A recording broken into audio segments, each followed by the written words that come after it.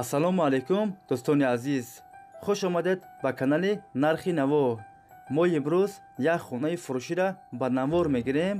хона қарор дорад дар шаҳри Душанбе, поёни корвон. 4 сотиқ заминай хона сеошонага.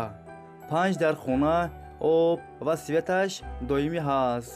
ҳуҷҷатош 100% аст. кухни, баня, ҳоҷатхона ҳам дорад. гирдаш маҳкам аст. беруни хонаҳо ремонташ 100%. дуруни хонаҳо коробка аст без ремонт. подвал ҳам дорад. хонаро срочно фурӯхта мешавад. нархаш 1,135,000 сомон. касе харидор аниқ бошад, бо арзон ҳам мешавад. агар шумо харидор бошед, занг занед, бо маълумоти бештарро аз соҳиби хона дастрас кунед. видеоро то охир тамошо кунед. ҳама ҷои хонаро ба навор гирифтагим. дастгирӣ кардани моро фаромӯш накунед. дар видеонавор лайк бигузоред.